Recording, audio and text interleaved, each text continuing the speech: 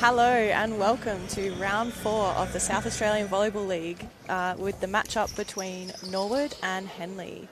I'm Elkie Jarvis. And my name's Aaron Kemp. We are looking after you for this first game in round number 4, getting away a little bit after the scheduled start time, but we managed to get there. Yeah, a bit of a delay. We might go through the starting lineups for each team. So on Henley, we have Nicholas Blewett, Max DeVries, Zach DeVries, Dylan Longman, Connor Riley, and Yuta Nakamura. And for Norwood, we've got Dylan Gauci starting in 1. We've got setter Leo Vassilinis in position 2. Cooper Peacock as the game gets underway here, and Coop goes to work on the outside in 3. Jack Rogers, the middle, in position 4. Regan Fathers in 5. And right on cue, Jack Rogers with the kill through the middle there. And Simon Coate finishing that lineup there for Norwood. Now, looks like it's going to potentially be a challenging matchup here for Henley. Norwood obviously coming off some really, really good wins earlier in the year, a couple of 5-setters, but they're looking really, really good on top of the table, Elkie. Yeah, that's right. Henley sitting in 5th position at the moment, still searching for that first win, but showing a bit of fight in some recent games, have won a couple of sets, so let's see what they can do today. Regan Fathers getting the block out there in position 4. And they jump out to a quick 2-0 start. We've got Leo back to serve now.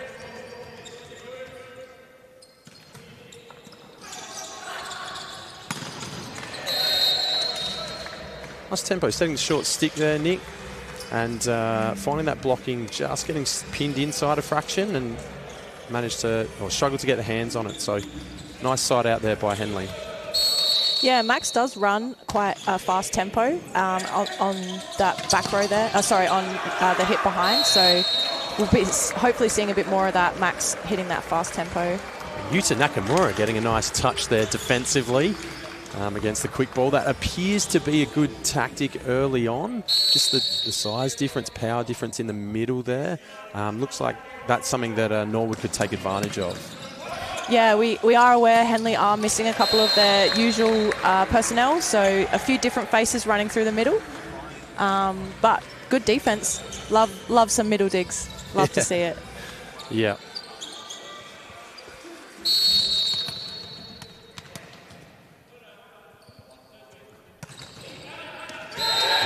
Ace.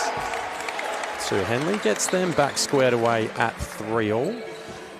Now, no Harry Peacock today for Norwood, former Australian player, of course, and Ross Trevor, graduate. But they're going with Leo, who looks like he slots in very nicely and doing a really good job early. Yeah, Leo has been here before in years gone by when Harry hasn't been playing. He's stepped up and set for this team and been quite successful in doing so. So he's used to this role.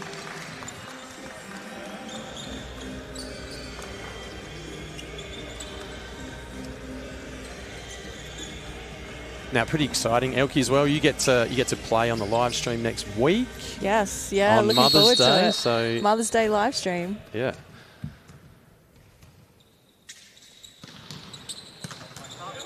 Nice pass there from Max.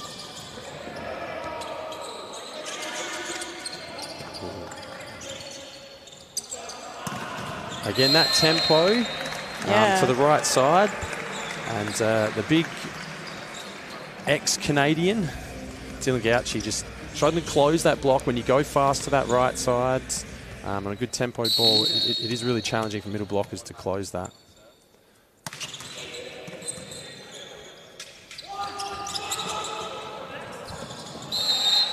It's a good turn there. I think Zach perhaps didn't expect to be receiving that ball. Gauci doing a good job of changing the angle on the ball, being a bit deceptive with it.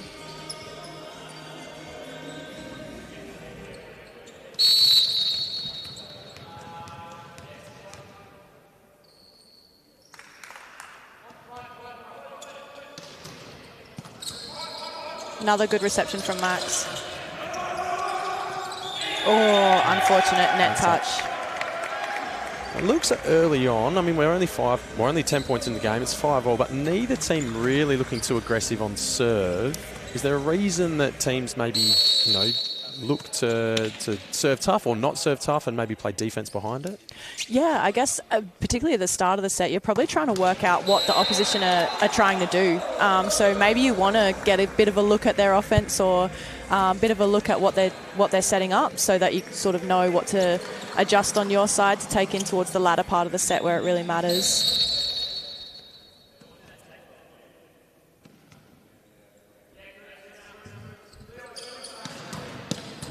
I say that, and Simon Coate hits a big jump serve. But a nice side out there. Well handled by Max. That had a bit of side spin as well. I saw that moving. We were sitting directly behind that ball there, so we saw the side movement that it had, and that's incredibly difficult to pass when it's moving across your platform. So pretty well handled by Max, and then earned himself the kill afterwards as well. He's been receiving well.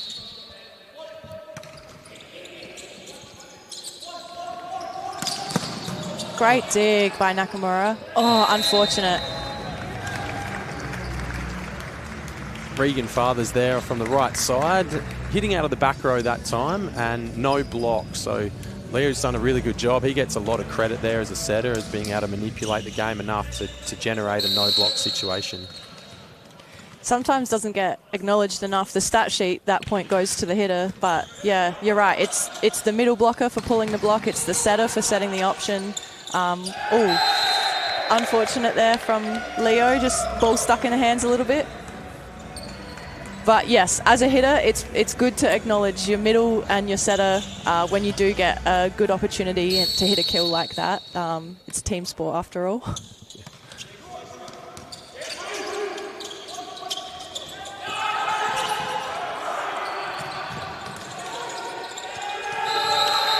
Cooper attempting under the net there.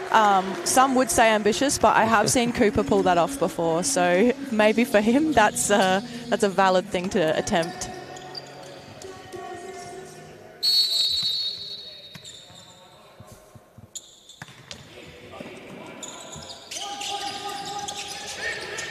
This time, blockers go up on Regan's back row.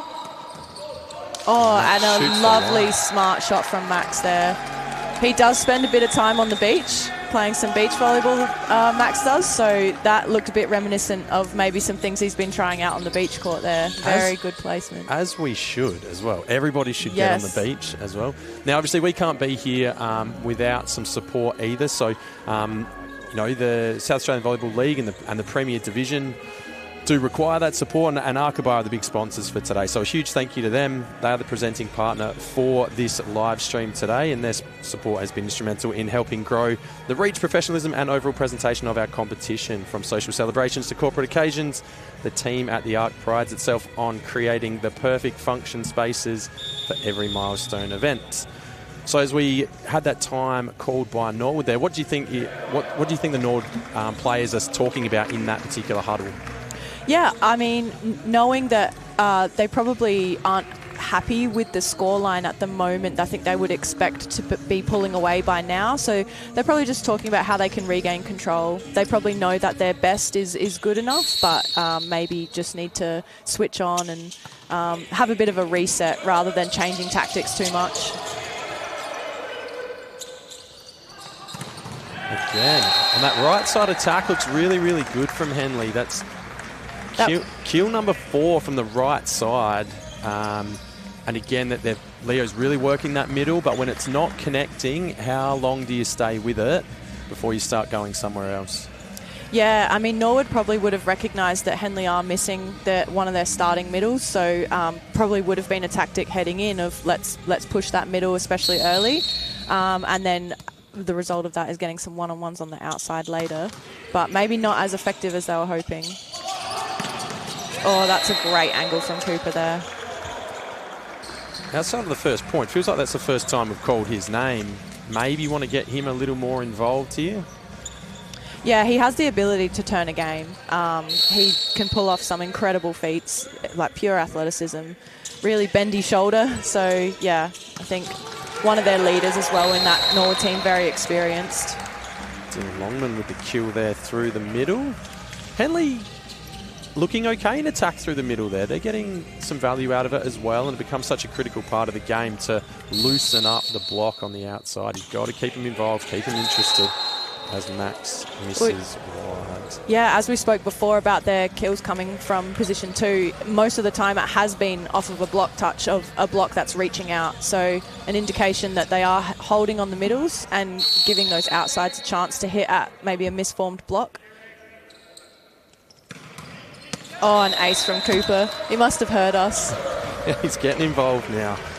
So that little seam between position 4 and 5 is certainly at an international level, the highest percentage of aces occur in that area.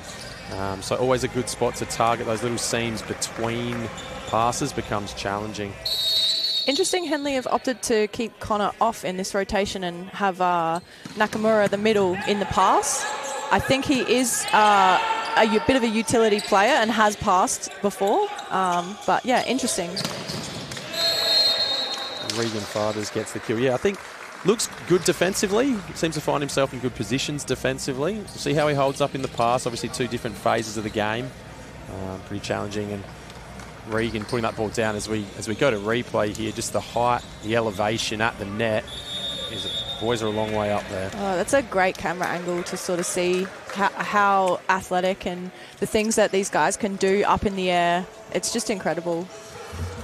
Now, again, you call a timeout at what, 7-10 down, and now we're back to 11-all, or 7-9 down, and then back to 11-all. So starting to get the game on their terms a little bit more. But Henley hanging in there. I think like structurally they look organised, they look disciplined defensively. And if you can get that pass on and run the middle, they're going to hang around. Yeah, exactly.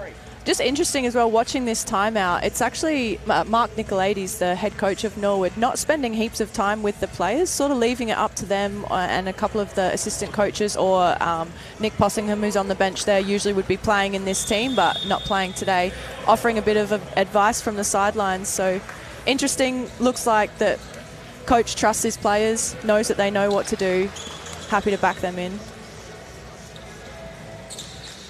I think at this level you've got a lot of experience on that Norwood team as well, you know, both in Australia and overseas as well, and they probably know what they need to do and how to do it and how to execute. So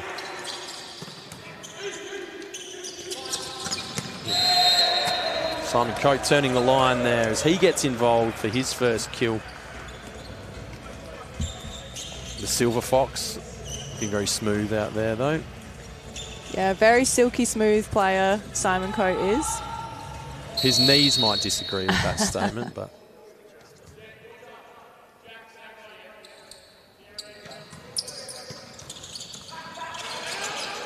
now Henley just struggling on passing. You can see how quickly the game can turn if that pass struggles to get on.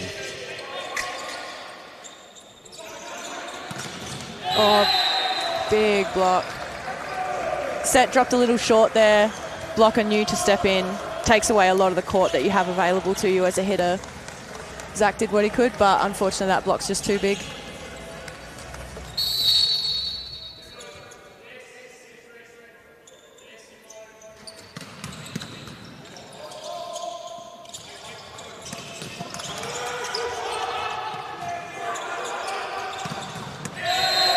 Just catching a finger there.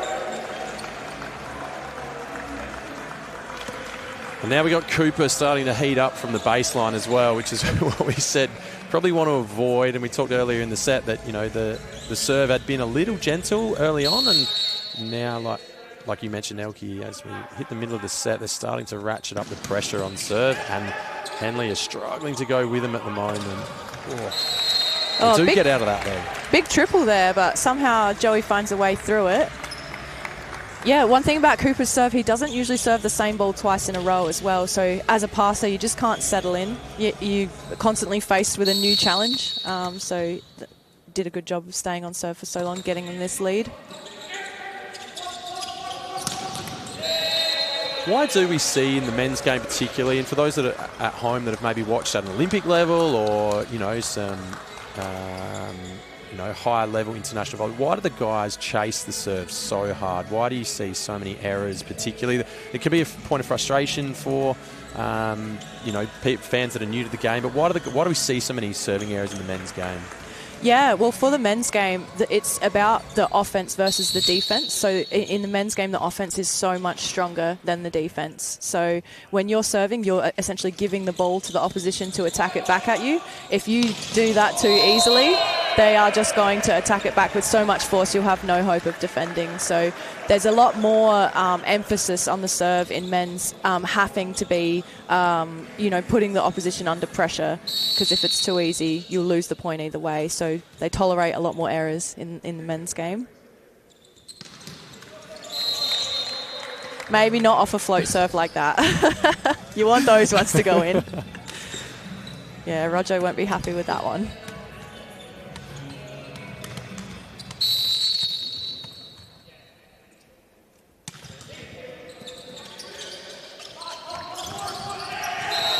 Still struggling to connect on that middle. They're just finding that distance from the set of that B quick's a little low. That A quick that's a little tight is just drifting a fraction. Just struggling to connect. I think you've got to keep working on it. You've got to keep setting it. Yeah, exactly right. You can't go away from it. You have to keep trying it and keeping your opposition middle blocker accountable. Again, it's that thankless job. Your middle runs every time, and maybe doesn't get set every time, but if they earn the outside hitter a single block, then they're part of that kill. So yeah, you can't go away from it, even if it's not working so well.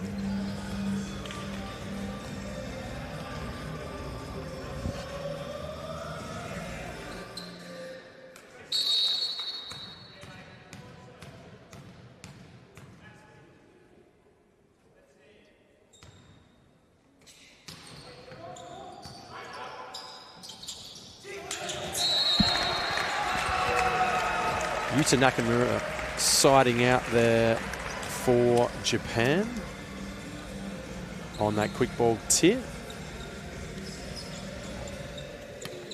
He gets himself a kill and on the score sheet as well, which is always nice. We've got Joseph Wells back here serving. It looks like he's going to spin. Oh, unfortunate error there. So where does the headset go to as a player here? He scores 16-18. It's not the end of the set yet, but, in this race to 25, it sort of gets to crunch time here. What is the setting do you start thinking about? Is it just giving the ball to your best hitters all the time, or do you want to keep the maybe second and third hitters involved? At what point do you sort of become more predictable, or, as a setter, where do you find yourself at this stage of the set? Yeah, personally, I have never been a setter, and I think it's the hardest job on the court because they are the decisions you have to be thinking about. You're constantly assessing the matchups. You're constantly thinking about which of your hitters has the hot hand, who you need to feed, who you need to go away from. So it's all of that is happening in your mind whilst you're also trying to execute the skills. So it's such a difficult job as a setter. You're sort of running everything. You're people managing, you're strategizing. So very difficult, particularly, like you said, when it's crunch time at the end of a set. That decision that you make might be the difference. So, yeah, a lot of pressure on those boys.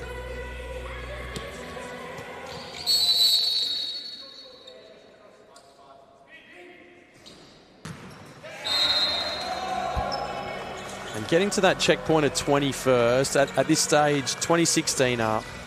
Now it's just about, if you're in this situation, you should be closing this set out now. 4-point buffer. It's really go time and making sure that you seal this and put this one away.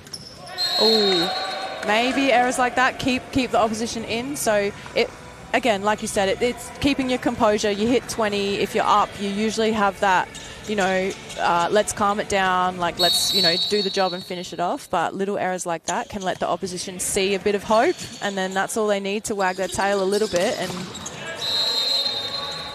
very calm and composed there from Regan, though. Yeah, and it just makes such a big difference when you've got that cruisy, smooth side out that occurs. As I do see Harrison Peacock, actually, on the sidelines, taking on dad duties by the looks of things.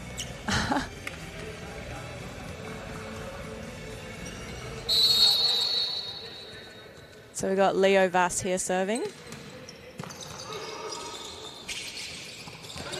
Bit of a wide set there. Zach's done well to keep it in play, but they give the free ball to Norwood, so that's usually point. And Norwood give the free ball back though. Oh, smart play there from Bats.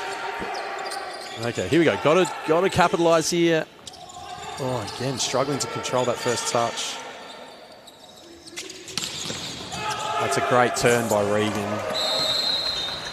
Wouldn't say that was a spectacular point. Errors all over the place, and we talk about how challenging setting is there, and we struggled to make a good set by either side there, and Regan did a really good job turning a short set on the right side for a right-hander really challenging to find the line there, but they take a 22-17 lead.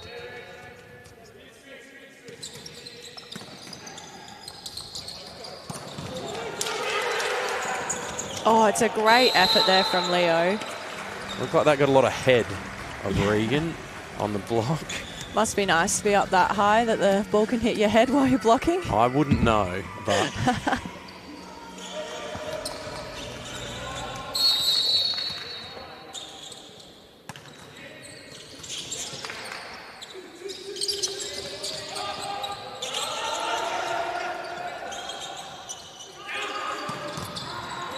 Oh, that's lovely cross-court there from Joey.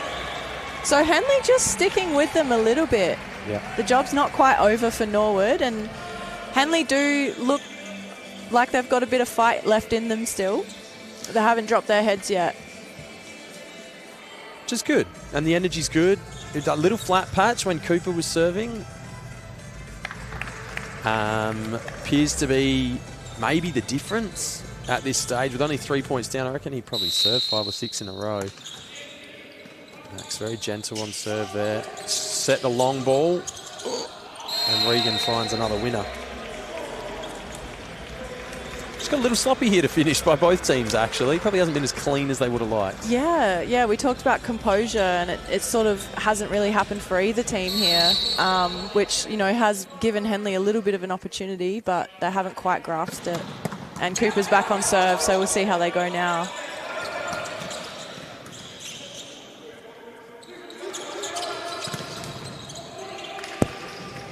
Great touch. Oh, there it is.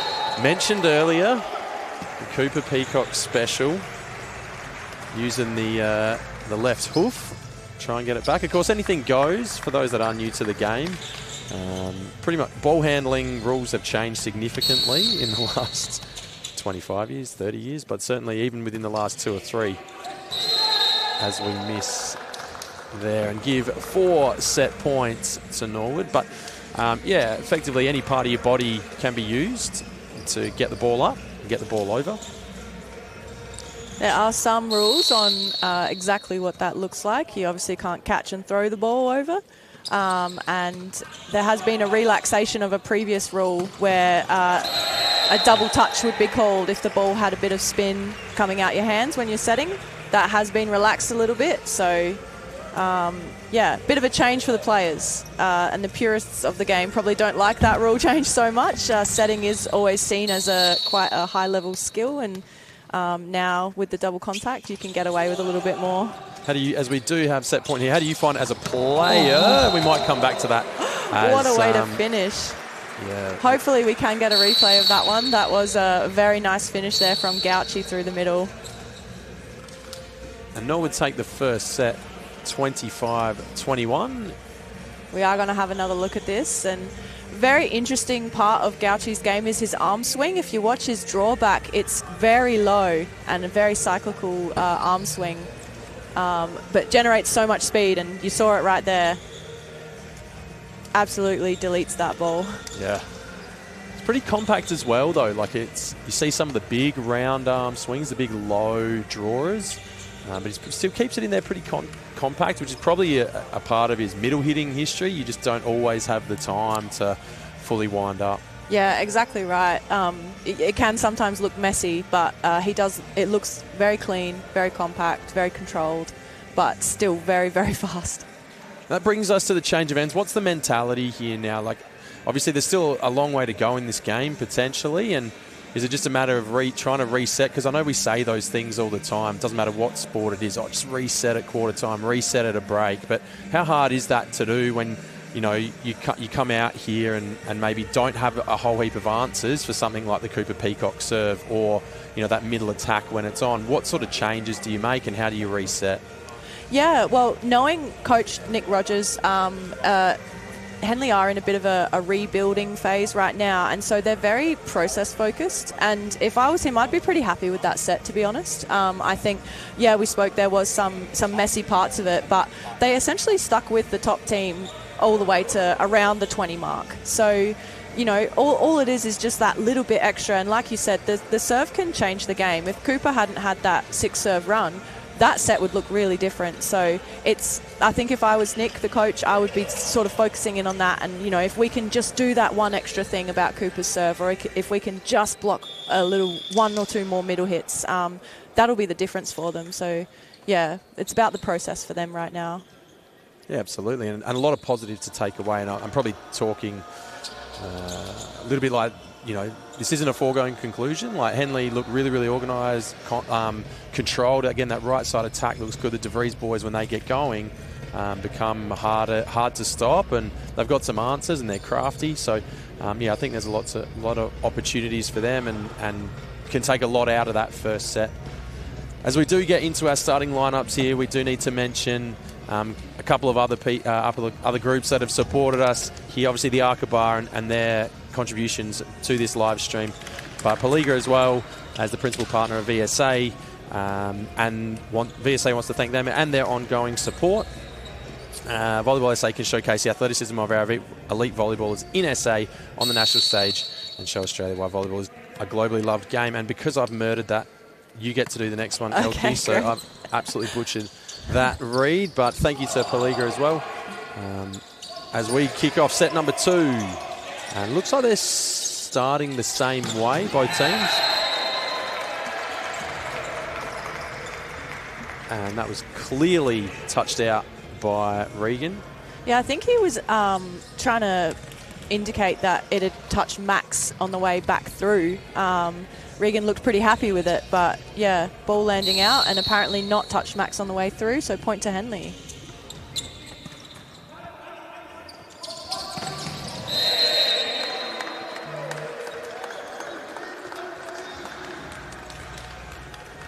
Nice side out by Norwood again. First point in the set. Get the quick game involved.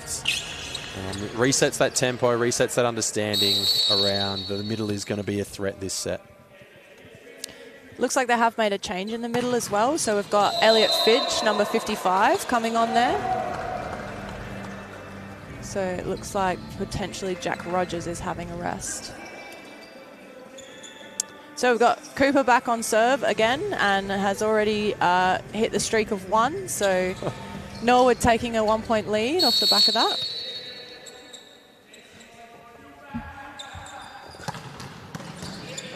Great first touch. Oh, so linesperson has called out, but head referee Josh Burrows just overruling there. He was pretty close to the action and potentially saw that touch on the way through on the block. Point goes to Henley. This game does move fast, and even when you're looking at it, you think you see things, and I know we've all spent time as an official, whether it's standing on a line, standing on the top ref, but it does move quick, and it's hard to see everything all the time. Even there was a touch there, ball goes in anyway. But sometimes it is hard to see those things. Yeah, absolutely right. And the game is getting faster and faster. We obviously know tempo is a tool that teams use to, sort of put more pressure on their opposition defense. So we're seeing more and more of that. And again, it makes it that much harder for the officials to keep an eye on everything. But they do a great job. Henley just trying to start. Now, when you say tempo, lots of different tempos. What do you mean by tempo exactly for those playing at home that aren't quite sure on what tempo is about? Yeah, so I guess it's controlled. The setter is the one who's putting tempo on the ball for our hitters. So basically it means that the ball is travelling a bit flatter. It's not spending so much time in the air. It sort of almost looks like it shoots to the hitter rather than having a big arc up and down.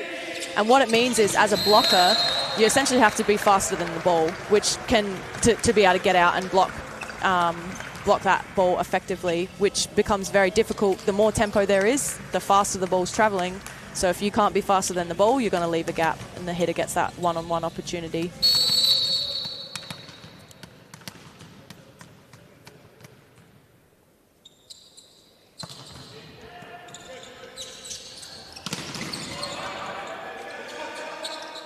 Out of system here for Henley.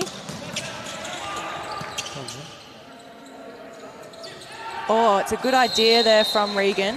That area of the court often undefended when your shoulders as a hitter are facing the cross court. That long line tip, just not quite the execution he was after. Missed by about a ball width.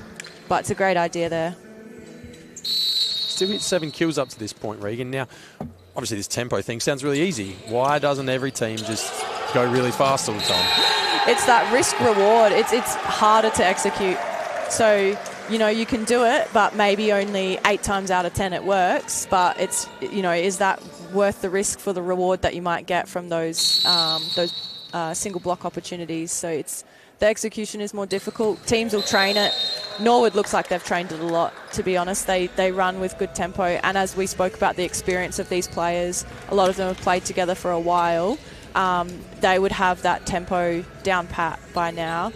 Henley, a bit more of a fresh team, new faces, haven't played together as much. It does take a lot of trust in your setter and in your hitters to run at tempo. So, yeah, they're still, you know, finding it. Max and Zach DeVries both seem to prefer hitting at tempo. As that one just falls short. But, yeah, it's something that every team strives for, and it's about that execution. It's more difficult. So who can execute it the best?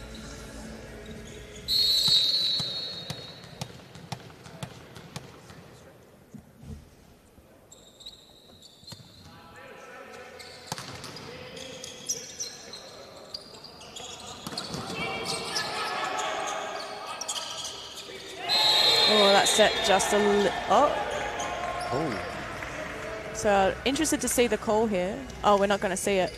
So I thought that ball had hit the stick off of a Henley last touch, so that point would go to Norwood, but the referee has seen something else. Perhaps maybe a net touch happened in there.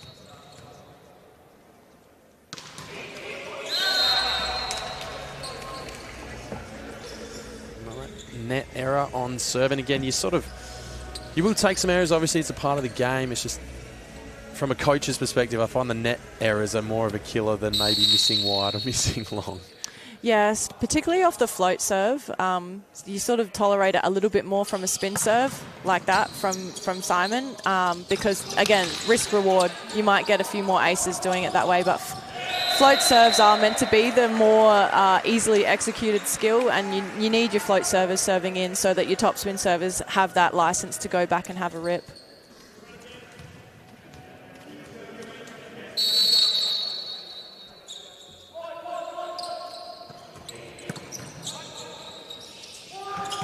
Oh, that looks smooth.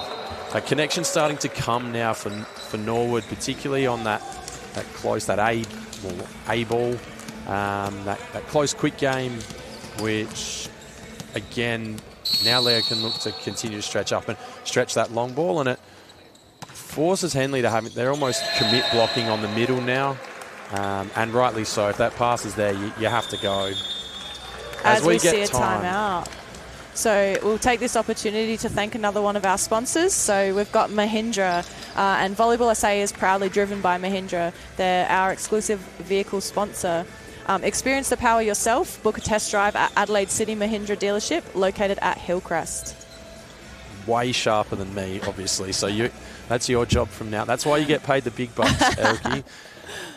All right, talk to me. How's your season going so far? Obviously, a South Adelaide player. Yeah. How the girls been going? Yeah, pretty good. So we've got a pretty similar team of what we've had over the last decade or so. So, yeah, we're feeling like pretty comfortable with each other. So we played yesterday, had our first loss, unfortunately, to USC, another team who's been playing together for a while, and we faced them in the grand final last year. So it was a bit of a grand final rematch. Unfortunately, result also going the way it went in the grand final, in USC picking up the win. But yeah, it's early in the season. We've now had a look at everyone, so we're pretty happy with where we sit. We're second on the table at the moment, and yeah, looking forward to playing here. We've got Austral next week, playing on the live stream. So another team that's sitting pretty high on the table. So looking forward to that hit out. Oh, No what block a there. dig there from Simon Coate. Pretty big point here. Feels like bit of momentum. And very lovely angle there from Elliot Fidge, welcoming himself to the game. Yeah, a couple of big plays there. Simon Coate making a massive dig on a no-block situation.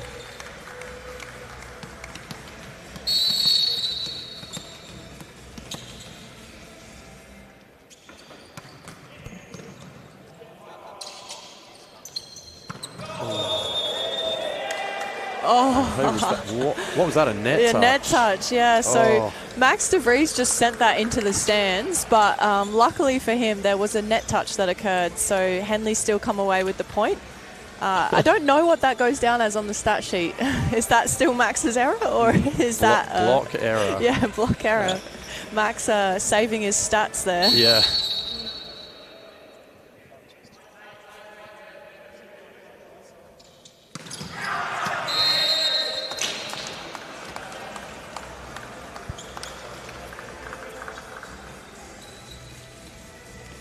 So as we know, volleyball is a bit of a game of errors, and they have, in this set, traded errors with each other. So Henley have scored 4 points from Norwood error. Norwood scored 3 from Henley error.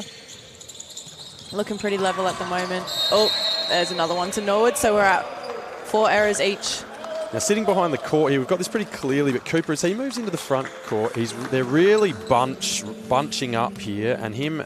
You know, as that left side blocker is pretty much ignoring the backcourt option, and the setter almost as well. Though it comes his responsibility, but he's getting so involved. They've got to get some value on that right side to loosen up that block.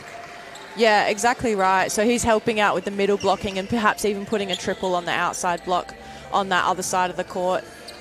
Sort of leaving the other side of the court for the libero to deal with if Henley do run a back row or if they have a front row setter tipping. Yeah, leaving that responsibility up to the libero and Connor Daniels, showing a bit of trust there as we see MC entering the court.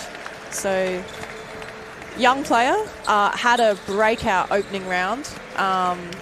Was a bit of a fan favourite as well, so a bit exciting to see him hit the court. Yeah, I did coach him a few years ago at a state level. Very smooth mover. Block touch to start. Very athletic as well. And another one. But that one goes... Oh, no. Oh, no, that has come their way. Yeah, he looks fast. Very dynamic, very smooth. As someone who was particularly attracted to the earth and not great at getting away from it when I was trying to jump, MC makes it look really easy. And I'm always envious of people that can do that. And Cooper fits into that bucket as well, actually. Yeah, Cooper is freakish athleticism, in my opinion. The things that he can do, the flexibility, the way his shoulder moves. I've seen him basically swing his shoulder sideways to hit a ball facing the other way. So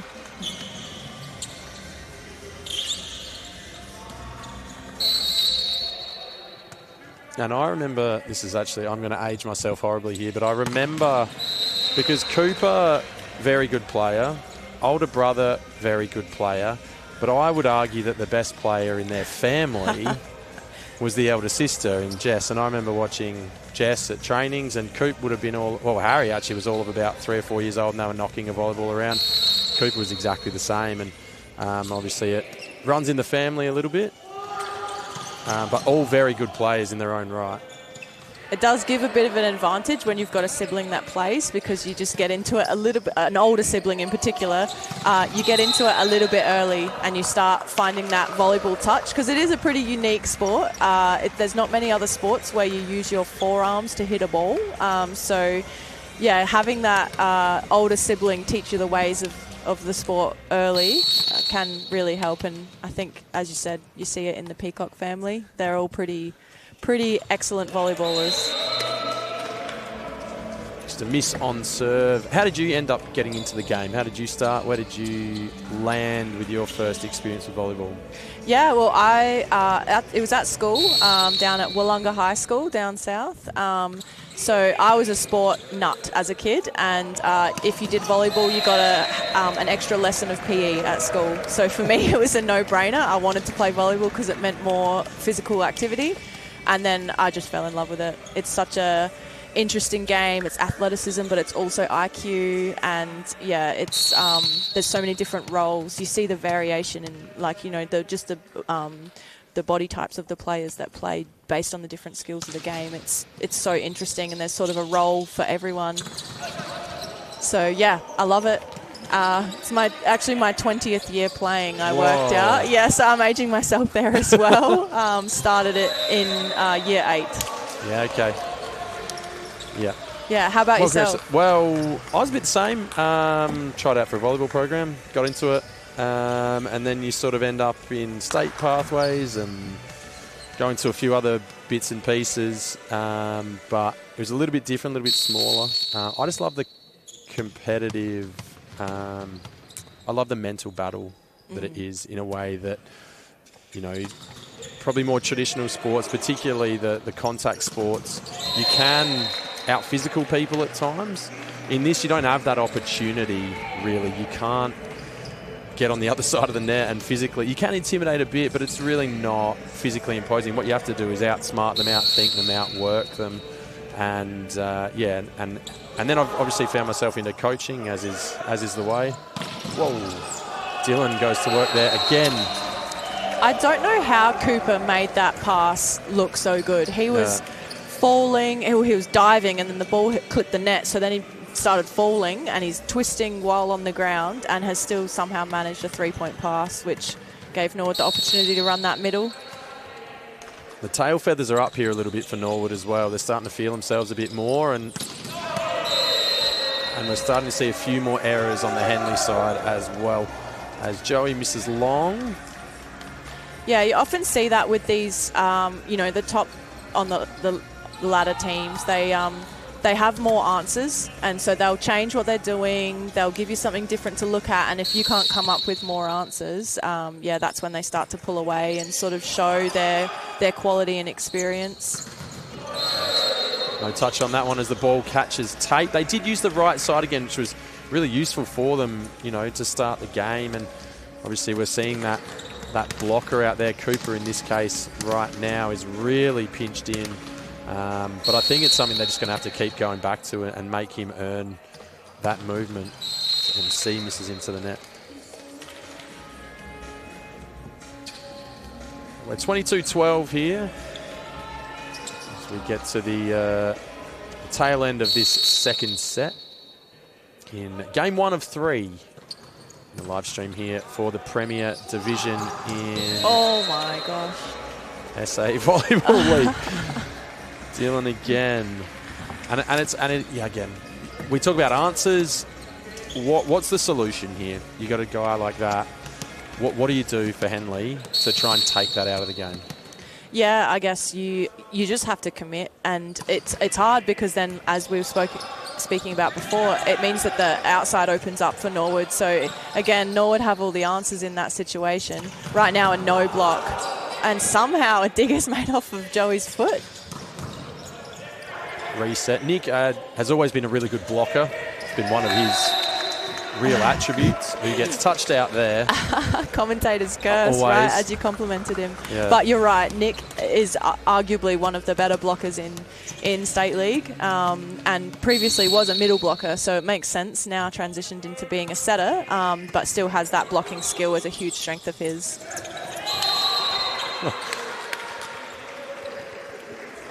Good on serve, good in attack. A little bit of work for the big fella to do in defence, maybe getting down on that tip ball. Just save the legs. I think the other thing you could do, again, it's high risk, high reward, but chase that serve a little bit. Try and get some knockouts. Try and get that first tempo. I'm dual using the word tempo here, and I shouldn't, but get that first phase, quick ball out of the game.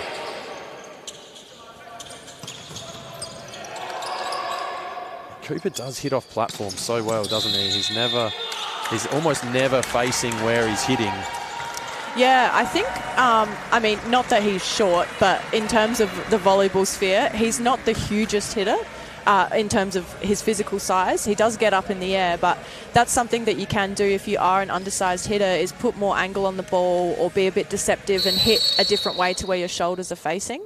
And Cooper's probably one of the best to do it. As we were talking about before, his shoulder is so flexible that it's just impossible to read where he's going to hit it based off of where his shoulders are facing, because he can just turn that ball.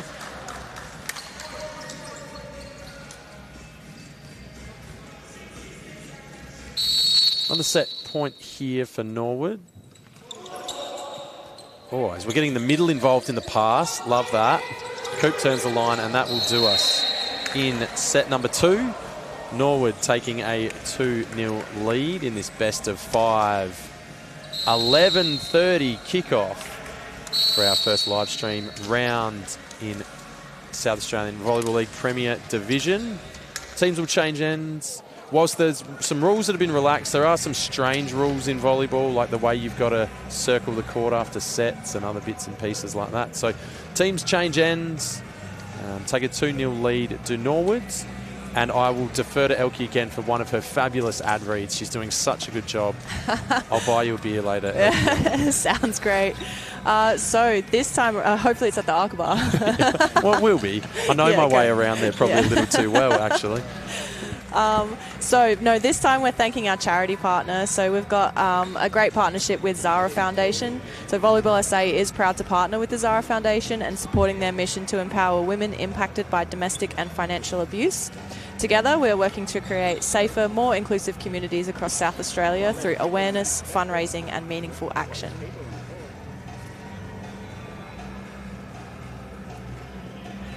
Really solid. So we are here at the home of the Adelaide 36ers. Had a good run this year, which is a really nice venue to be a part of as well. Unfortunately, canteen facilities not open down here. Yeah, no snacks today, but the games that we have had here previously for the Adelaide Storm have been, it's been great to go up to the canteen and have a after-game snack there. So, no, it's a great atmosphere here, much larger stadium. It is strange as a player because it is so big and open. You sort of lose your perception of where you are on the court a little bit compared to some of those smaller arenas where you can see the roof beams and see the walls next to you. So it feels almost like you're off in space sometimes, but it's a great atmosphere. Now we roll out to set number 3 here. Lineups. MC is going to be staying in the game. MC Tran looks like he's staying in for Norwood. We've got Jack Rogers coming back in for Gauchi by the looks of it, because we've got Elliot Fidge and Rogers standing on the line there, and also Simon Coate having a rest. Now, how do you find the 6 sub rule? I don't know if it's phased you guys too much, but that's new this year, if I'm correct. We had it last year as well. Yeah, so it was a bit to adapt to. So I think last year it was. It does feel a bit more restrictive. So obviously compared to the 12 sub where you can enter the court 3 times as a player, so you can be subbed on and off 3 times. 6 sub rule only allows once. So if you are subbed off, you can come back on, but that's it. So it does restrict what coaches can do in terms of, the concept of a double sub where you're subbing 2 players like multiple times in the set. You can't really do that with the 6 sub rule. Well, you can, but you can do it just once. So it does feel a bit more restrictive, but it also forces coaches to sort of be a bit more strategic with how they use their subs.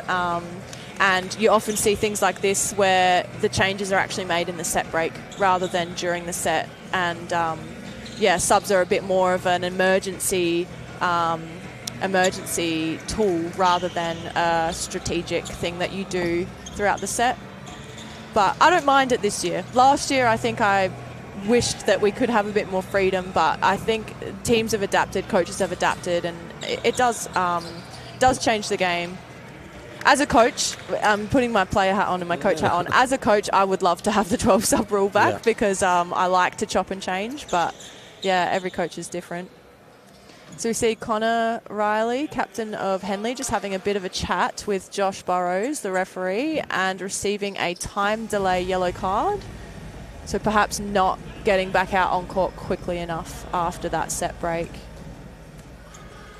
Connor seems to have some words to say about it though, maybe thinking he's been a bit hard done by, but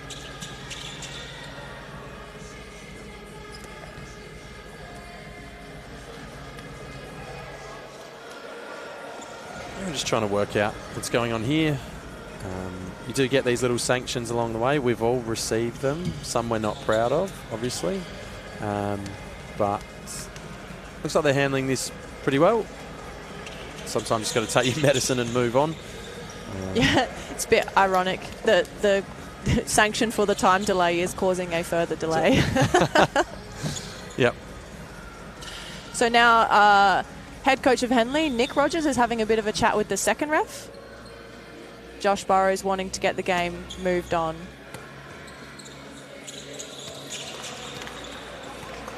Looks like we are going to be underway.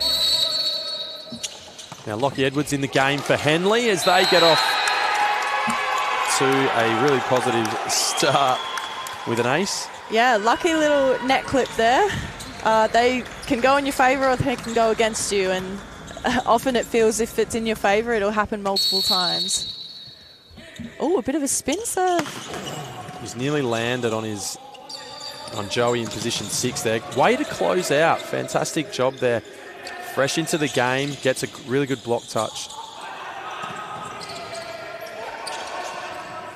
Oh, and a set there, and net touch, unfortunately. Yeah, just want to see. I mean, I think both teams would like this to be a clean and clinical third set. There's a couple of really scrappy moments there in the second. I'm sure Henley would like to play their best set, and Norwood likewise, obviously.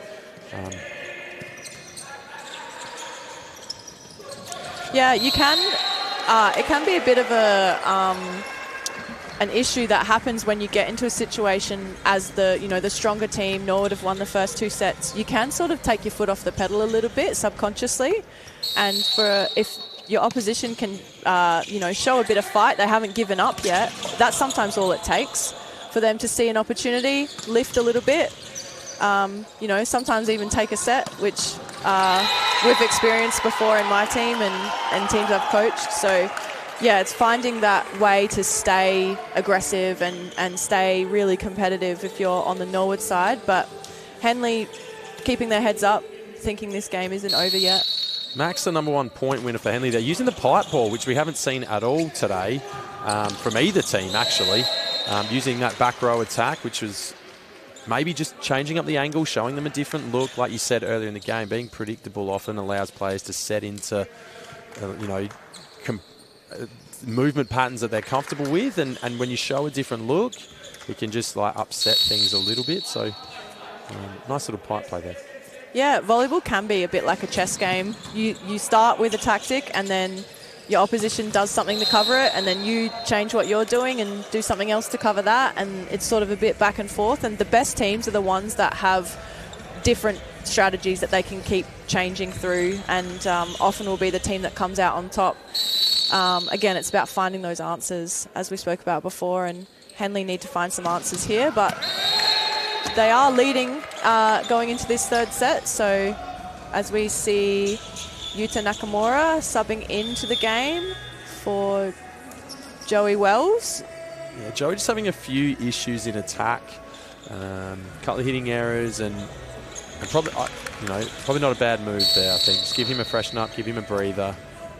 Yeah, we spoke about it earlier as well. Nakamura being a bit of a utility, so he's actually changed positions during the game. Now he's been subbed in as an outside rather than a middle as he was playing before. So I'm interested to see how that goes.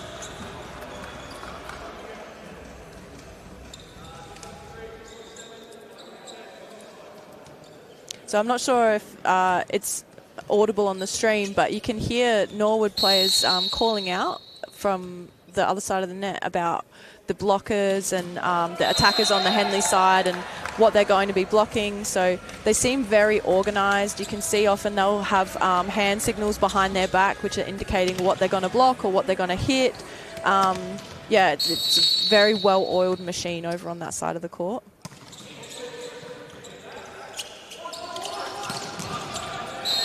And whilst it looks at times like a group of like really athletic guys just knocking the ball around and hitting really hard, there is a lot more to it than that. Particularly when you're defending, like you said earlier in the match, that in the guys' game, it's so hard to generate points when you're on serve, and if you can do anything to do that, to get those break points, becomes really, really important. So if you can get that blocking matchup right, and of course, coaches give a lot of information. We want you to set up here, block this person, prioritise here. So there is a lot of information that comes at these players, particularly as a middle blocker. Middle blocker is always the most intelligent, I think, personally. So I know a few middles would be happy to hear that, because it's maybe not the normal reputation that they have.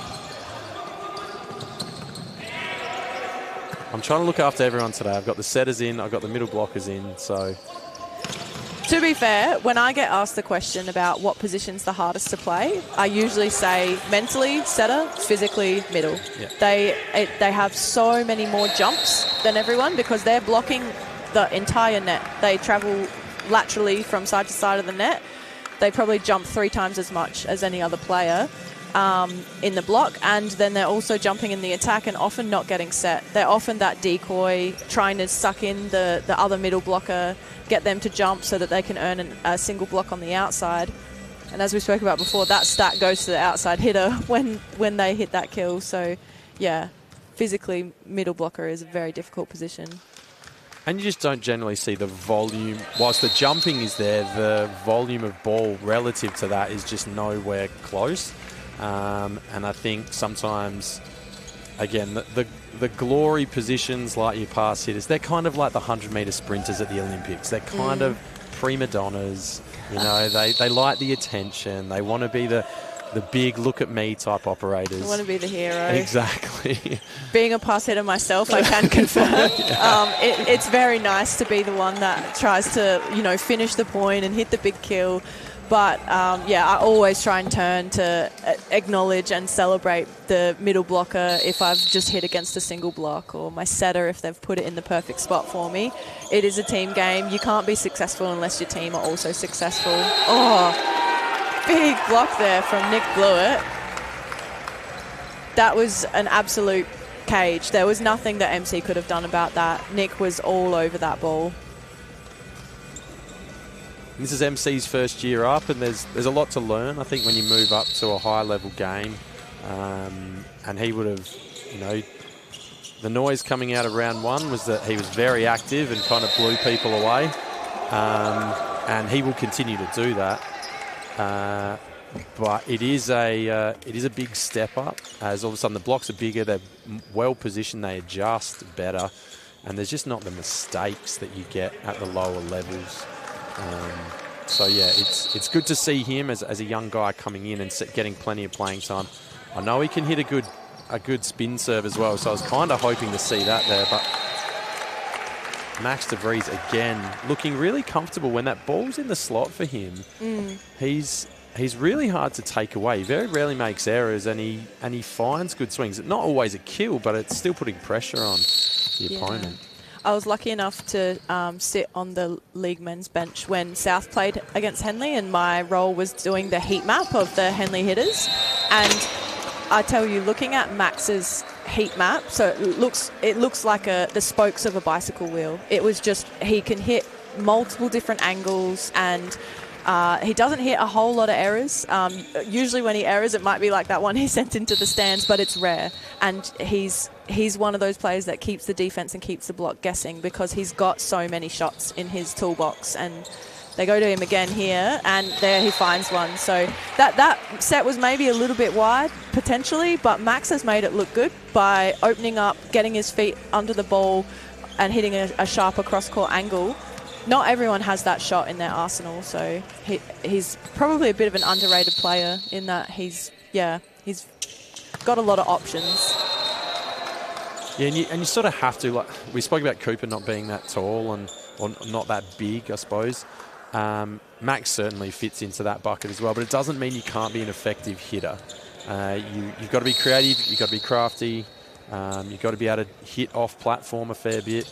You've got to be able to pass well and do these other things. But as an attacker, again, Max In a one-on-one situation, which they haven't generated enough for him, but again, setting the short stick there on the right side, you give him a one-on-one and it's almost over. He can do some damage for you. You'd love him to be like a number 2 hitter in this team, and you feel like he would just tear people apart. Oh, interesting lift call there. So we spoke about ball handling before.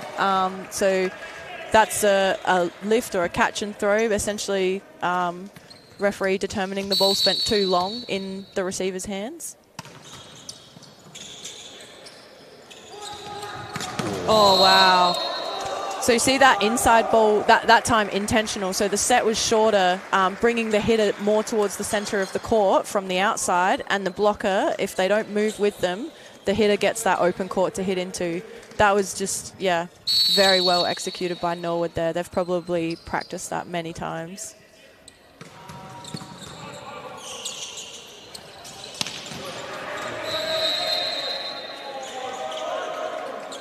Nakamura missing long that time. Having to do a bit of work, obviously the pass and the hit, and you can see that pass is just moving the setter. That setter location on the pass for Norwood is just that little bit tighter. And as a result, they're getting more value in the offense. Yeah. Again, it's another reason that setting is one of the hardest positions. Is it's unpredictable. You have to run all over the court to take that second touch, and it's expected that you take majority of the second touch, being the sort of the playmaker, and you just don't know where your passes are going to put it for you.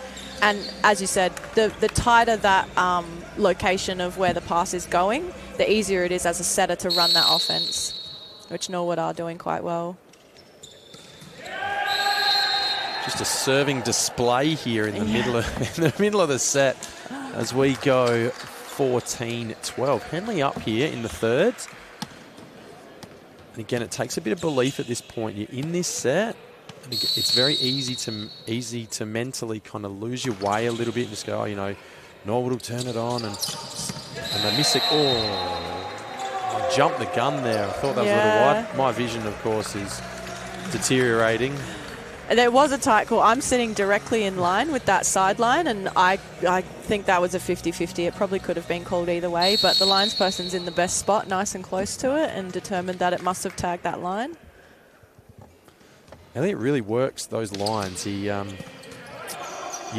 doesn't hit into the open space of the court away from the lines. He'll be aggressive, and obviously it's harder to defend, and because if you're tagging the lines all over the place, there's nowhere to defend that.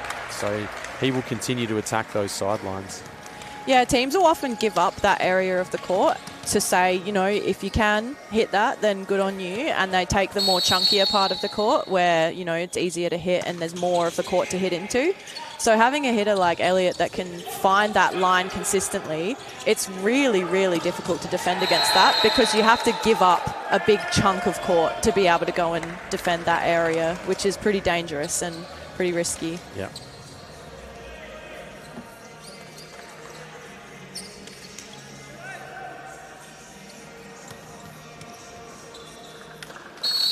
Now, Norwood got the setter in the front row. Great short serve by Utah. They managed to get back. Decision-making good there by Nick. Just struggled to find the ball location, but had a free net. Yeah, probably needed a bit more height in that set, especially with the open net. Give Dylan Longman a bit more to work with, open the court up a little bit for him, but it looked a little bit rushed. Nice, interesting. That is the advantage of having a setter in the front row, obviously, especially someone with Nick's height. Allows him to get up and attack the ball. And Norwood here also, both teams have gone with relatively traditional starting rotation organisation. Setters are generally starting in position 1 or 2, and they haven't got too creative or haven't needed to. But it does mean at some stage your setters end up in the front row. And Lee obviously is pretty undersized there. Is that something you look to attack when you do have an undersized setter, particularly if they're paired with a pass hitter who's a bit undersized as well? Yeah, exactly. Like it's a trade-off that you have to have. You know, it's better usually to have a single setter go all the way around in terms of consistency for your hitters. But if your setter is a shorter player like Leo is, it does expose you a little bit on the block. And that's probably something that Henley, it's a big strength of theirs, is that they have a setter who's a great blocker. So, yeah, and we spoke about setter matchups. You've got to look for the right matchup. So Henley right now, if Leo's in the front row, look to hit a little bit more out of 4 to try and utilise that matchup while it's there. I'll get a quick one in here if my lexicon and my ability to pronounce allows me to do so. But Valor, the official apparel partner for Volleyball South Australia. Valor strives to continually innovate custom sportswear that is accessible to athletes of all levels and abilities. I've done it. I've got through one without murdering. As we start seeing the teams for game number 2 rolling down here. Oh, my gosh. Blew it. So, bit of an interesting change there. So, usually Nick would be blocking out in position 2 as the traditional setting position, as we were just speaking about. But in this rotation has chosen to go and block in the middle, back to his roots, with the normal middle blocking in position 2 there. So, Norwood maybe didn't see that occur and have gone with that middle. And he nearly got a second one there. He's such a natural blocker. Some guys have got it, or some guys don't. I know I pumped him up twice about this, but he is a natural blocker. You see the form at the top of the block. If he gets hands on it, it's usually and you could see his frustration there because he expects to get everything as well. But yeah, we've got game 2 coming up relatively shortly after this. Lofty versus Austral. Elke will be able to give us an incredibly in-depth rundown. That is a great touch by Elliott. And as a middle, you've got to do that, because if you don't, you're out of the game. If you're not playing defence, you end up heading to the bench. So yeah, it's a bit of a reward for middles to look after their serve and play that defence a little bit, is that, hey, while we're winning points, you're still on the court. As soon as the point goes to the opposition, usually that libero will be coming on for you. So a bit of incentive to really look after it. Now, 2016, Henley have edged away, and we said in the first set, you get 2016. At this level, you just have to close this set out here. Yeah, they probably haven't been in this situation as much as what Norwood would have. So, I mean, that looked great just then. So, yeah, not being in this situation as much. Sometimes it feels new. You can get the jitters a little bit, but they look calm on court. They look positive. Look at them all getting a touch on each other there, like high fives going around. So, yeah. But not getting carried away either, which sometimes you can do. That is a great dig. What a dig. But... So they're clearly playing that 22 defence on Regan and taking that line ball away. I know he can hit both ways. And is this a little bit of a nervy move here? You take the kid out of the game and you put Simon, obviously really experienced, back in to try and get this done in 3 sets. 21-17. And Cooper back at the stripe to serve as well. So...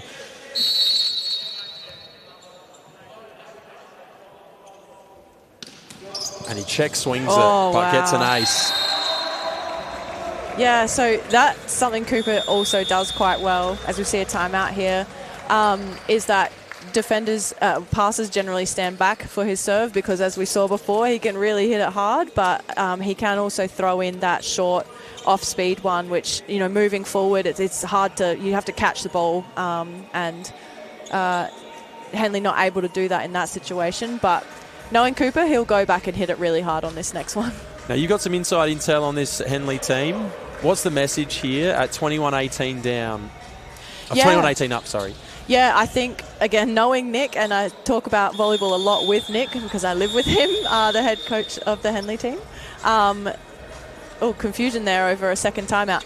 I think he would be giving 1 or 2 key point messages. He's not trying to overload the players with information. He's not trying to change anything. He would be speaking on 1 or 2 points that they need to execute to get this set, and probably would be about serve reception, which they've just executed excellently there and got a side out. There's a big applause from me coming out of the timeout. You love to see that. A really nice pass. You stretch and set that long ball right side with tempo. you know, admittedly to a guy who probably hasn't been in the game that much in Lockie Edwards, but he puts the ball away down the line as a left-hander, so got to love that. And now Regan goes a little gun-shy. Yeah. Goes to tip the ball in a spot where you probably got to attack that. And 23-18 here, Henley. And got to be likely to take the set. I know I shouldn't say things like that.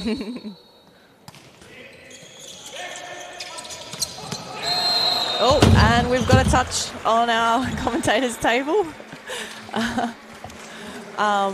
Yeah, you know, as we spoke before, it can be a commentator's curse, but I'd love to see the statistics of teams that win from being 23-19 up. I think it would be quite a high percentage of once you've got 23-19 up, you would win that set.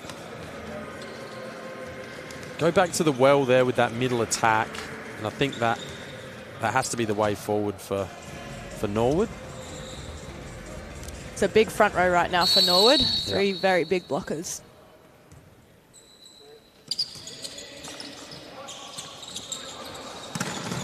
And there it is. That's what you get. That's what you get. Short and inside on the right side for right-hander. Really, really tough there for Zach to be able to do anything with that. New ball in rotation.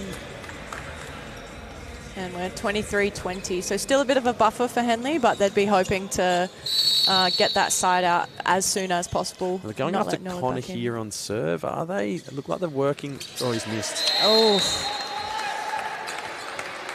Jack missing in a big spot. That's his third serve into the net in this match. And not at a great time if you're a Norwood fan.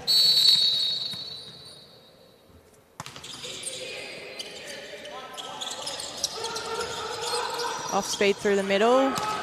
Oh, no, he couldn't get out of the way quick enough. He did the right thing, no U-turn, Nakamura. He hit the ball, and I think, you know, 24-20, you got to swing on the ball. You got to go and win points, obviously, to win the game. And this isn't like footy, soccer. You can't just play out time here. You've got to go and win points. And they've got another opportunity here, and you've got to swing on the ball. You got a short setter out here. So ball. Oh, no. Who was that, Regan? That was Regan, yeah. He would not be happy with that one. I mean, he wasn't happy when Jack Rogers did it the point before, so it really, compounding the errors there and handing Henley that third set. So we are going to a fourth. It's best of 5. So we might take your turn, Elkie. Away we go. We might take this opportunity to thank another one of our sponsors. So our exclusive physiotherapy partner in Physio Extra. So they are the exclusive physiotherapy partner of Volleyball South Australia, and in looking after our athletes, keeping them fit and ready for non-stop action. Physio Extra are the experts in volleyball treatment in SA and easily accessible in 6 locations around Adelaide and Victor Harbour. So go book your appointment today. Thank you. Certainly something I need. I'm old now, so I wear glasses and my back has issues. So I definitely need to get to Physio Extra. They'll be able to look after me, I reckon. Just like the Arkaba does. There's a couple of Mount Lofty guys. Obviously, the Arkaba sitting on that side of town. So I know a little bit closer for Norwood and Mount Lofty guys, and they spend a fair bit of time there. I can see a couple of likely types that just do a good job holding up the bar at the Arkaba, but they have done a fantastic job for us today in being the presenting partner for this live stream for South Australia Volleyball League Premier Division. So we do like to thank them. Get over to the Arkaba. Obviously, if you've got any functions, if you just want to hang out, or as NBA playoffs ratchet up, they've obviously got the big sporty sports bar there. So you can get into that. Ice hockey's on. We got Major League Baseball, obviously the AFL always. So there's plenty going on at the Arkaba, whether it is for functions or whether it is for just a nice meal and maybe catch up with some mates.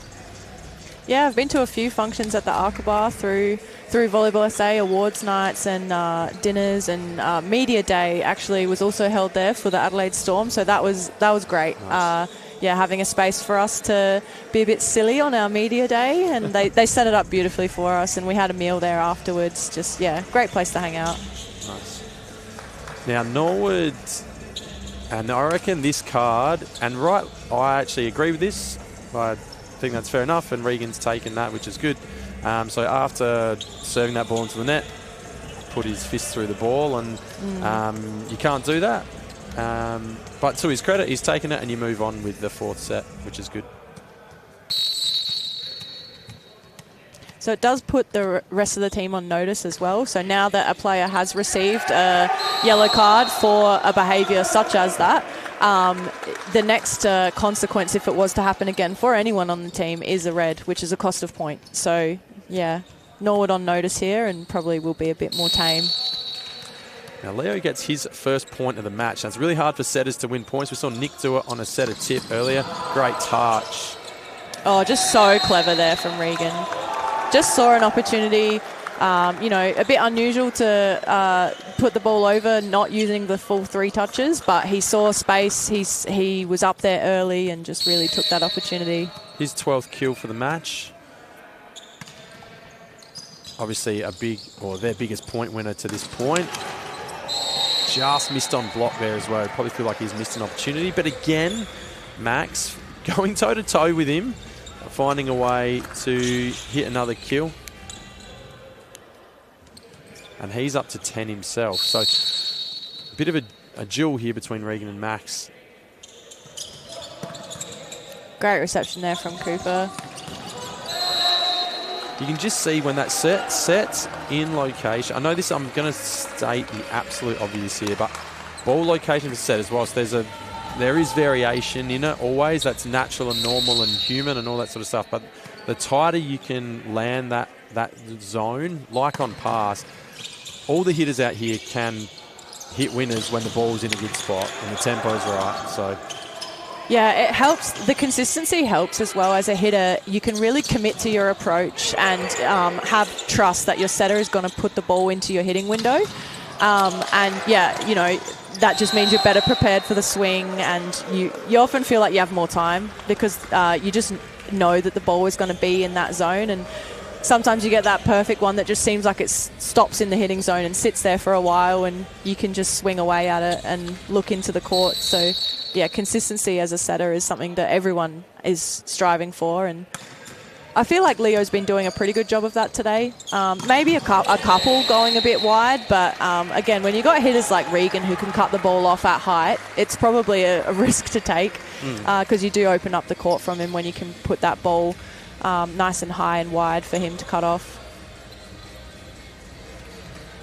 Now, really important side out there. 4-1 down were Henley, and this could have got out of hand quickly, but they've jumped back onto it. You got Simon Coate back in the game, and they push that set wide. And Zach DeVries misses wide there. Yeah, set probably still dropping a little bit short on that behind ball from Nick Blewett there. I mean, to be fair there, it did. I think the middle got in his way a little bit while he was trying to set, so he did what he could with what he had. But yeah, it needs that ball a bit wider to open up the court for Zach. Maybe hit some line. He's really chasing that cross, or having to chase that cross on the short ball.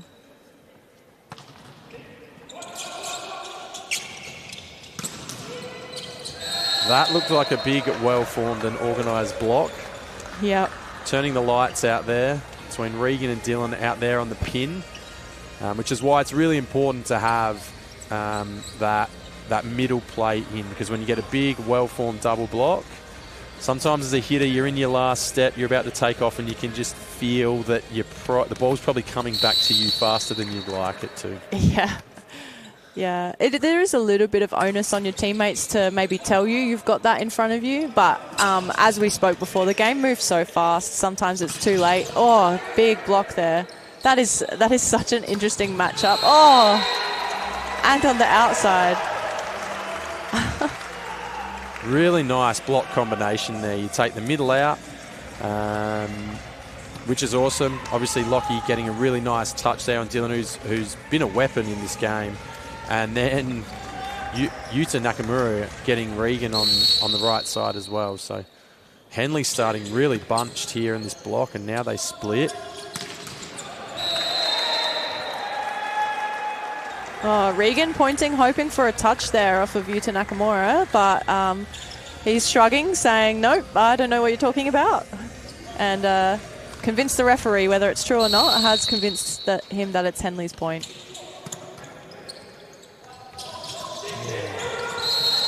They got away with that one. I would have been tempted to go back to Regan there. I think, like, you got to keep Regan in the game, obviously, and he has. He's obviously their #1 point winner, but, you know, you just get a chance to reset, reorganise, get him a swing. Yeah, he is the type of player as well. You can see the frustration that he has when he makes an error.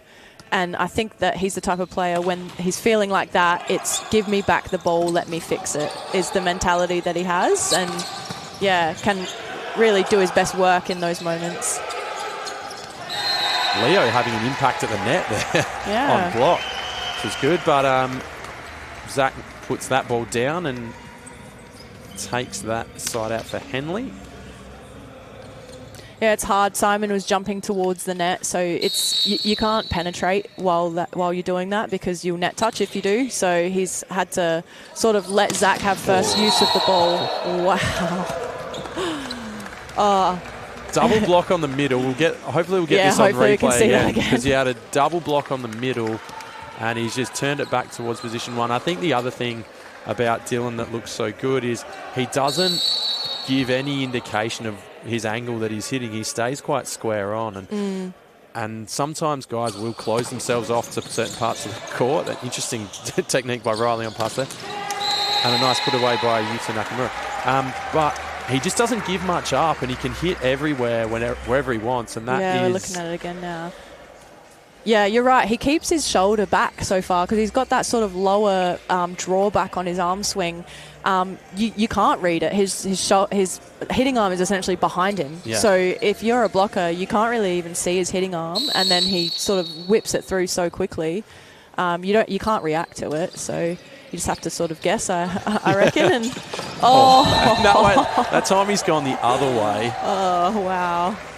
Again, through a double block. It essentially didn't matter that he had a double block then. He saw the gap and he's hit through it. But it stays so square on. Oh, it's such a whippy action. It's beautiful to watch.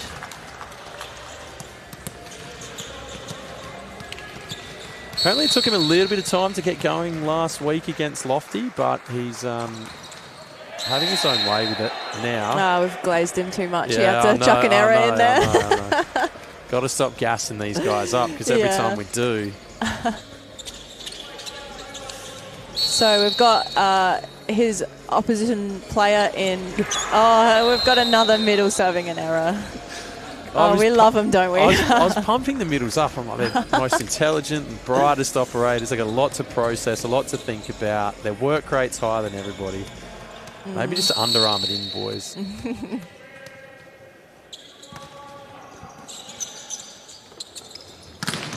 Oh, really nice closeout there.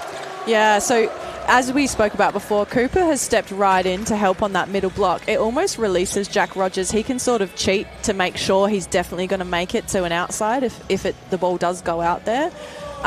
It sort of like makes the middle's job a lot easier when you've got your position 4 blocker coming across and helping like that.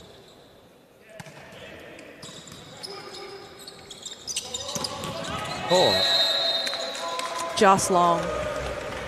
It was a good option. You saw, like, again, Cooper was stacked so far to the right. He had to really rush out there and probably didn't form the best block on Zach out there. But unfortunately for Zach, it just goes long.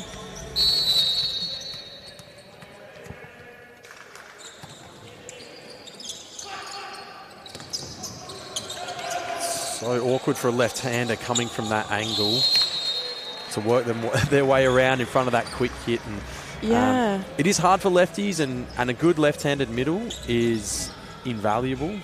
Really challenging to play against, really challenging to block against, because you feel like the angles are a bit funny all the time. But unfortunately just couldn't generate enough heat on that one.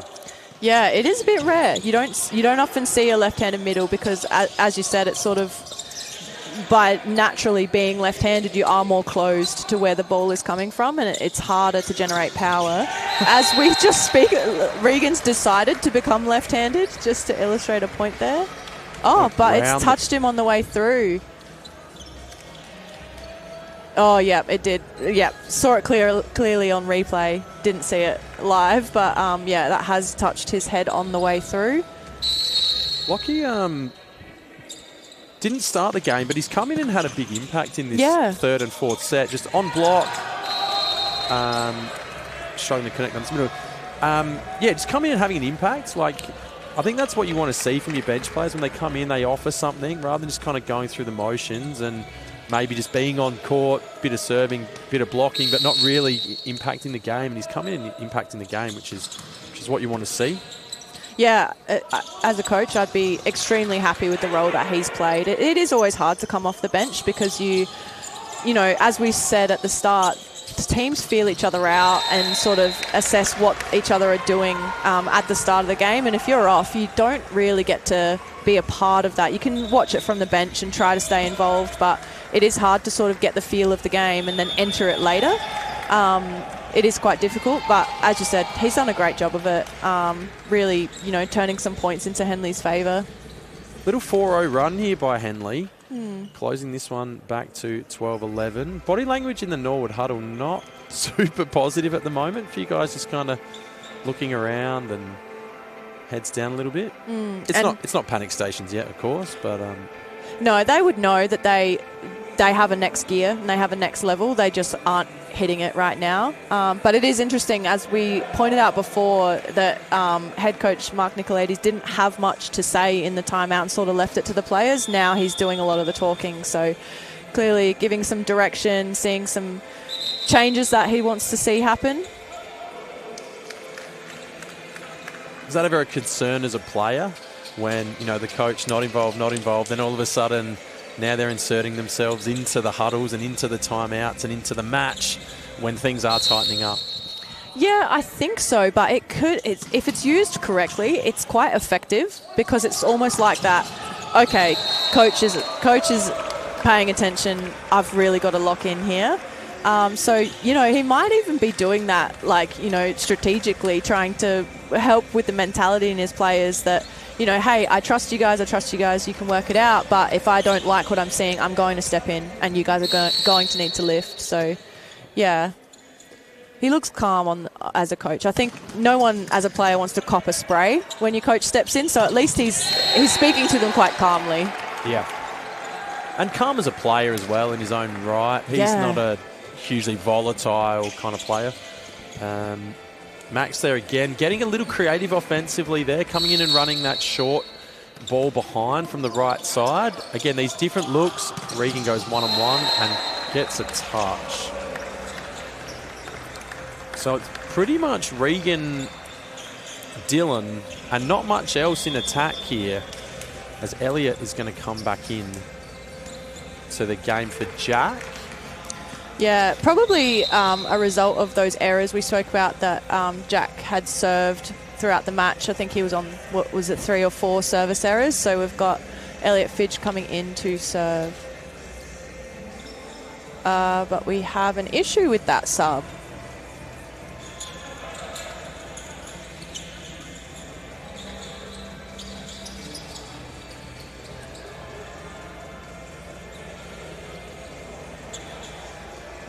And so Norwood are receiving a time delay yellow card for this mix-up. I'm wondering what the issue was there. I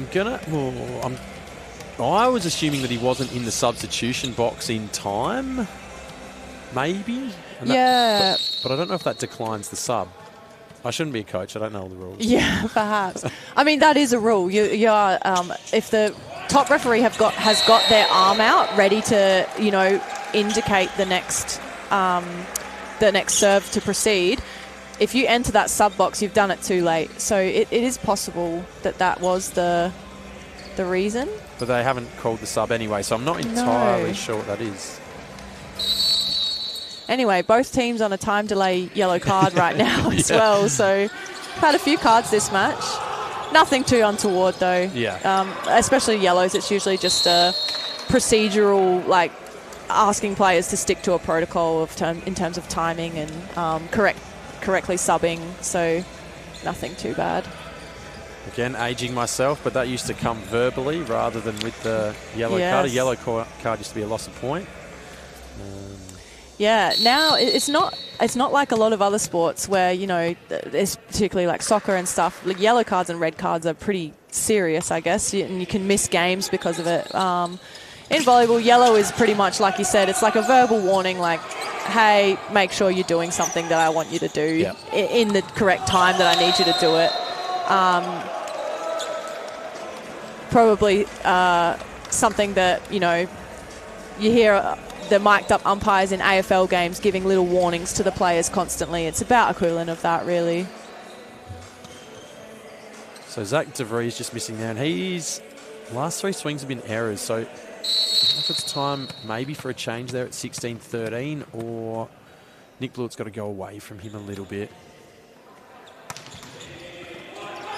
Love to see his brother come back in the game. Ball gets down for Yuta Nakamura on that tip ball. Yeah, just varying the offense up a little bit, which is something that they're going to need to do. Norwood look quite settled in their defensive positions, making good block movements so the defense can settle around that. So you, as an attacker, you need to try and shake things up for them. You don't want your defenders to look too comfortable. Simon Coate there looking to shoot the ball, but kept it on his side of the net, which is a problem on a third contact.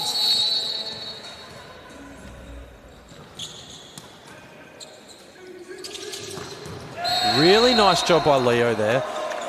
Just obviously Simon having to pass that ball on an inside ball and then having to transition out of court. He just slowed it down just a fraction, gave him a beat more time, allowed him to get there, still in a good tempo, and swing that ball away. Yeah, it's great awareness and great vision. You know, you have the, you know, what does a black set look like, which is the set that I think they're running out there on the outside. It's called a black. You've got what that looks like, but what does that look like based on the situation, which, as you said, Simon's just passed the ball. He's probably a step behind in his approach.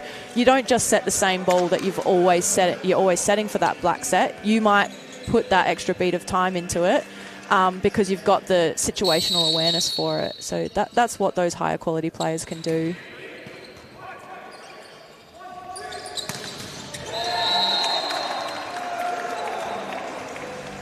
I'd love to have Coop's passing numbers. Sometimes he looks elite, sometimes he goes unorthodox. off the boil a little. Yeah, maybe that's what it is. And I've just got a little bit of, you know, I'm speaking anecdotally here because I don't have any numbers to back me up. But yeah, Dylan likes serving from this right. Yeah, that 5 to 5 angle. Yeah, and it's flat. It's hard and flat. Now you're 19-16. Norwood up at this timeout. I think the next point out of this timeout will determine if Norwood just pulls away and wins this, or if Henley stick in it. I think if they can win this next one, you know, they're edging closer to 20 before Norwood are getting there as well, and there's that little glimmer of hope. But 2016 is a bit of a different situation and probably looking a little bit out of reach at that point.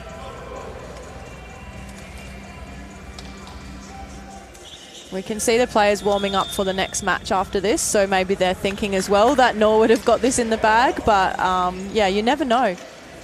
How do you find that as a player? Obviously, you know, being the next match on, yes, this game could end in 4 points time, but it also could end in half an hour's time.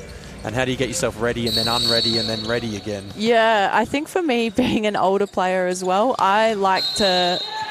Oh, we've got a foot fault there. That's you don't want to see that. Yeah, as an older player, I like to have a bit of an extended warm-up anyway, so I'm fine. If I was in Oshaw or Lofty's position right now and I was getting warm as if this game was about to end and then it went to a fifth set, I'd treasure that. Excellent. I've got more time now to warm up. So, yeah, I think it can be a bit of a mental struggle sometimes if you are like trying to get into that mindset to be ready for the game, and then you have to sort of like calm back down again, and then, yeah, but...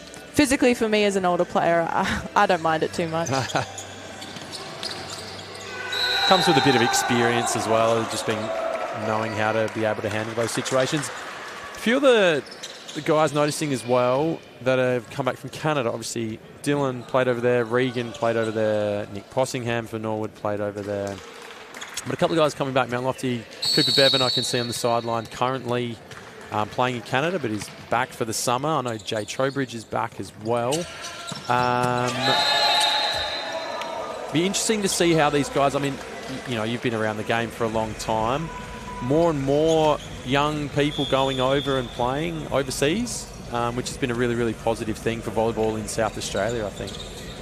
Yeah. On the men's side, you see a lot like going to Canada. On the women's side, a lot that go to the US. They often come back incredibly more developed as well, because they get that. It's often daily training when you're going and playing for a college in one of those countries. And so, yeah, here, obviously, volleyball, we love the sport, but it is often hard to balance life and volleyball. And often we only get 1 or 2 trainings a week. We get a 15-round season, and then that's it until the next season rolls around. So you go and play on the beach, Elkie. That's yeah, what you need to do. Get on the sand. Get sand everywhere and spend a whole day. Yeah. No, I do love playing on the beach. I often play with my sister Chloe, and it's great having that sibling energy where we can sort of get a bit frustrated at each other, and it doesn't matter at the end of the day because we're sisters. But I do think beach volleyball is much harder than indoor volleyball, and I love what those beach volleyball athletes bring to the indoor court, because it's another element to the game that sometimes doesn't happen naturally in indoor, and you see that beach influence come through. As we go match point here, and looks like Max DeVries gets himself out of jail there with kill number 13 for him. But Norwood have got 6 more cracks at match point. Not only that, but you do have all 3 hitters in the front row as well. And Nick Blewett back at the service line. Does he hit a spin ball here and try and generate some points maybe? I don't know. Yeah, it's not as usual. We did see him try and pull it out before. It did result in an error, but maybe he's going to back himself in here. But I reckon he'll stick to his float. He's got a pretty good float serve, so can be quite effective. Whoa. He's going to hit spin. He's going to prove me wrong. And wow. Got to use it now.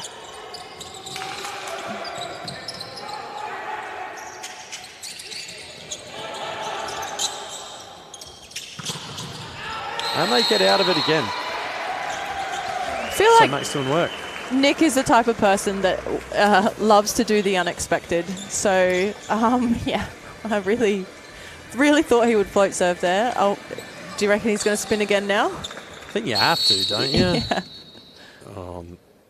Hold your breath. Can't back it up. And that is game here on this Sunday. First game, round 4. Of South Australian Volleyball League. Yeah, nice game to start with. So, yeah, obviously it was a top of the table versus 5th of the table, but nice to see Henley taking a set there and sort of making Norwood prove why they are sitting at the top of the ladder, which they have come away and done. But, yeah, good volleyball all round, really. Yeah, I think a couple of quick takeaways. I think that Norwood middle attack was... you know, really outstanding, and if they can get that going, that's going to carry them a long way throughout the year. So I think that was a really, really impressive aspect of their game. I think there's some really good pieces there for Henley. On the other side of the court, I think, you know, they've got some guys that can attack and win points, and they look organised on block. The transition from middle to setting, I think, is challenging. And I think, you know, just the difference in the setters today may have been the difference in that. Again, no criticism on Nick. He's a fantastic blocker, and he's done a really, really good job. I just think that there are some really good pieces there for Henley, and they should be positive around how, you know, you take a set off the top of the table and a really good team. So there's some good spots there, and a really nice first game to ease us into three big, long games here, of which you've got all of them, Elkie. Yeah, I'm here all day, so you guys might be sick of my voice by the end of the day, but no, I love watching volleyball, and I often don't get to watch the Premier Men division because I'm often playing at the same time, so this is an absolute treat for me, so nice. I'm soaking it up while I can. Yeah, I don't get to get out too much, and and watch as much volleyball as I would like. But it is good, and the next teams are on as Norwood takes that one 3-1. They will stay top of the table, I believe, with that win, and yet to put a game down just yet. So lots to like about them. Obviously, grand finalists, winners from last year. Austral last year. Yeah, they were there, but no. Oh no, sorry, the year before. So it was Austral Norwood the year before and Austral Lofty last year. But Austral coming away winners in both of those. So they're going for the three-peat Austral this year. And the slogan that I've heard thrown around is that it's the three nicks. It's the Austral three nicks now. Which I guess if you're from Austral, you love to hear something like that, but it's a pretty cringy from the rest of us. Yeah, I mean, it's good to see teams come up and down. And again, I haven't been around the competition as much as I would like, but certainly Austral had their lean years for a long time in both the men and women, and then have had success along the way. More recently, obviously, on the men's side, but girls have had some good moments as well, I believe. Yeah, they're looking really strong. So they made finals last year, got knocked out in the prelim, I believe, if I remember correctly. They all blur into one so often. 20 years in, Elkie. But yeah, no, they are looking strong this year as well. We had a really tight five-setter against them that went 21-19 in the fifth a couple of weeks ago. And so, yeah, they're playing some really good volleyball. They've got a lot of attacking options. They're a very strong attacking team, which is really exciting. And the men's team, which we're seeing warm up right now, are pretty similar too, in that they've got some very strong attacking options, and many of them. So it's a setter's dream, really, to have all those options. All right, before we do depart, a quick thank you again to our sponsors, the Arkaba, Peligram, Mahindra, the Zara Foundation, Valor, Physio Extra as well for their support. Thank you for our audience out there, everybody who checked in, dialed in, watched along with us. Elkie will definitely be back shortly. Whether I'll be here, still yet to be confirmed. I might see if the bar's open. But yeah, anyway, thank you so much for joining us. Any final words, Elkie? No, that's it. Yeah, thank you very much for joining me, and we'll speak to you again if you're still here. But otherwise, I think Regan Fathers will be joining us, who has just played, obviously, in that game we've just watched. Thanks, guys. Cool. Thanks, everyone.